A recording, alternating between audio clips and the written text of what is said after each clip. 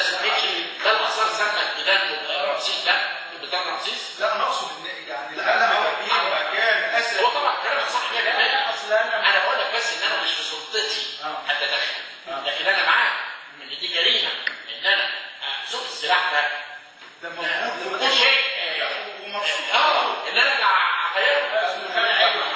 ايه بقى هذا؟ ايه العلم حافظ ده؟ واحد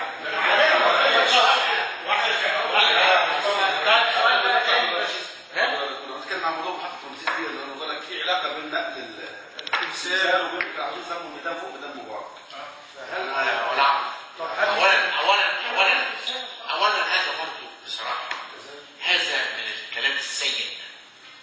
انا موضوع نقل التمثال ده موضوع فكره اثريه 100%.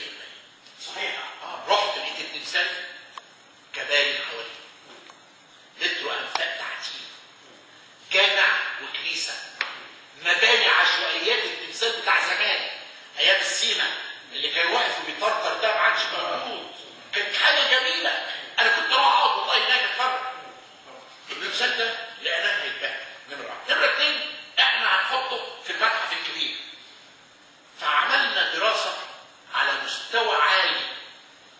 حتى الدراسه دي بينت للناس لما تعمل جوب ديسكريبشن والتوصيف لوظيفه لكل واحد، احنا نقلنا النقل ده كان اعظم حاجه تمت. فطبعا قال لك بقى ده عشان اليهود ما اعرفش ايه، لكن هذا لم يحدث اطلاقا. لا الاثار لا الاثار ما اتعملتش عشان الميدان اطلاقا.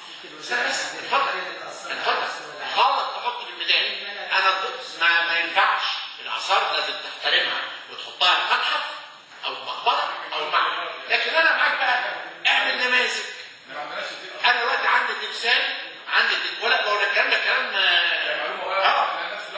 سيادتك بقى انت عايز خد نماذج زي تمثال رمسيس اللي في الشارع بالذمه حد عارف ماشي هيعرف ده مقلد ولا حقيقي؟ فاللي انا عايز اقول لك صدقني الاثار انا يعني اتمنى لو في ايدي، لكن انا لما اشوف اثر في الشارع مكانه المتحف، تعالى بقى اتفرج عليه في المتحف الكبير، هتبقى فرحان من الجمال والعظمه وتحس بالرهبه. لكن بالذمه كحكم المساحه ولا في المدخل بيقابل كل سائح جاي مصر. السنه الوزير انا مشفق على كم الاثار الكبيره في مصر وحجم الانجاز، لكن لما بمشي مصر القديمه بشوف اماكن كثيره اثريه تحولت الى يعني مش عاوز اقول لك يا اما مزبله يا اما انهيارات يا اما انا في صبر. كلامك صح. انا بقى بعيط يعني الزباله انا مش مسؤول عن ان انظف. لا عفوا لكن انا بحاول انظف. لكن شوف انت بتتعامل مع الناس اللي عايشين جنب مناطق الاثار. الحقيقه انا ما اعرفش يشيل الزباله من البيت يحطها على الاثر. لا الاثر نفسه متدمر يا فندم. الاثر نفسه يعني ضايع. انا ما بتكلمش ان هو بقى احنا رنمنا. شوف شارع المعز ده اللي اتعمل فيه شيء لم يحدث، والسيده زينب والكرامات اللي تمت فيها وباب زويله حاجه. عملنا شغل في الاثار الاسلاميه ما حصلش، وباذن الله بنعمل مشروعين على اعلى مستوى.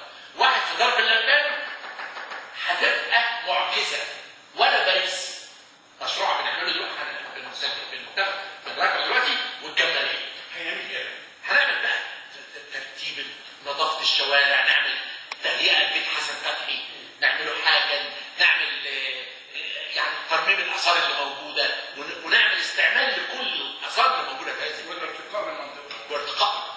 احنا ممكن نطلب دعم عالمي لانقاذ اثار مصر باعتبار ان اثار مصر دي ليست ملك مصر فقط، ودي لما انا بعمل جزء من انهيار كلامك.